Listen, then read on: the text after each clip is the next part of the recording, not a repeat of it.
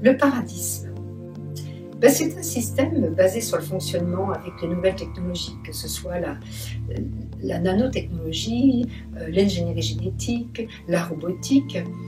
C'est une forme de communisme sans prolétariat, c'est-à-dire que la main-d'œuvre est remplacée par les robots, les nanorobots, les ordinateurs.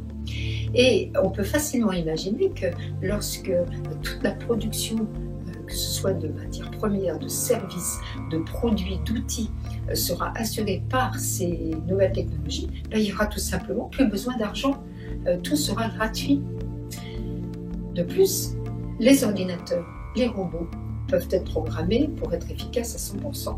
Ils n'ont pas besoin de vacances, ils n'ont pas besoin de salaire et ils ont un taux de productivité nettement supérieur à celui de l'être humain.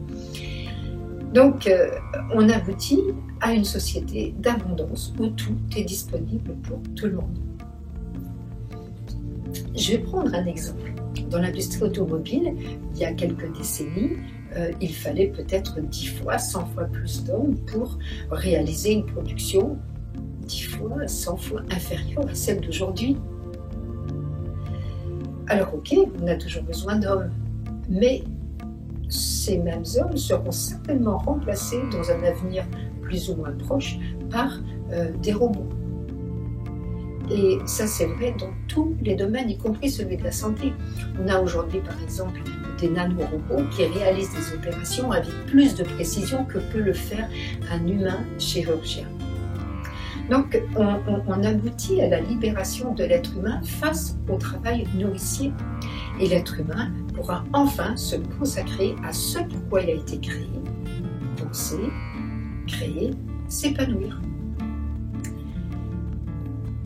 Les élus paradistes, eux, ne seront élus que pour leurs convictions, leur dévotion.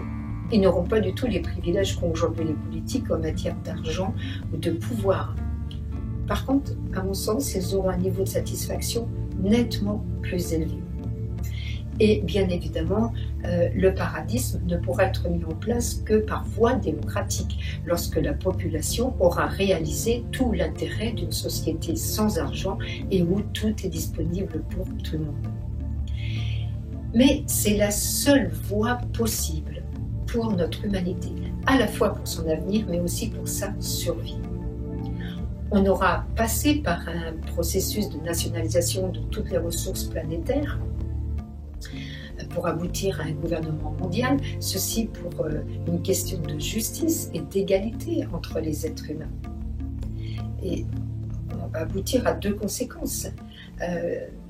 Des êtres humains épanouis seront beaucoup plus enclins à respecter la différence chez l'autre, à l'encourager, à s'en enrichir, et on verra éclore des talents individuels, des spécificités culturelles régionales, des grands projets scientifiques qui vont dans le sens de l'épanouissement, du bien-être et de la santé, et tout ça dans un esprit de collaboration et de contribution.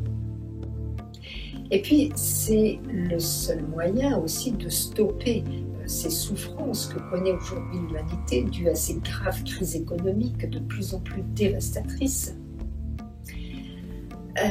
Au profit de qui? D'une toute petite minorité qui, elle, détient la très grande majorité de toutes les ressources planétaires. Et même pour cette petite minorité, ils vont être obligés de prendre conscience que c'est la seule issue possible. Sinon, ils vont finir par scier la branche sur laquelle ils sont assis. Puisque nous sommes dans un système aujourd'hui qui détruit la vie sur la planète, à une vitesse de plus en plus rapide tous les jours. Donc ils finiront par disparaître eux-mêmes.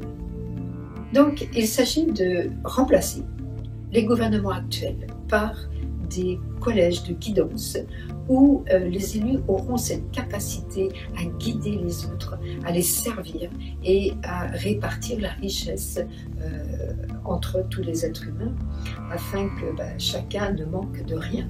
Donc c'est retirer le pouvoir économique à la haute finance et à la redonner aux États, c'est promouvoir des projets citoyens, c'est bien évidemment donner un revenu minimum d'existence à tous tant que l'argent a encore son rôle à jouer, ceci du premier jour de sa vie jusqu'à sa mort. C'est aussi encourager les grands projets scientifiques qui vont bien évidemment, encore une fois, dans le sens de l'épanouissement, du bien-être, de la santé, du confort. Encourager la création artistique, c'est stimuler l'autoresponsabilité et l'envie d'entreprendre chez les jeunes. C'est aussi apporter des réponses concrètes à une démographie dangereusement galopante.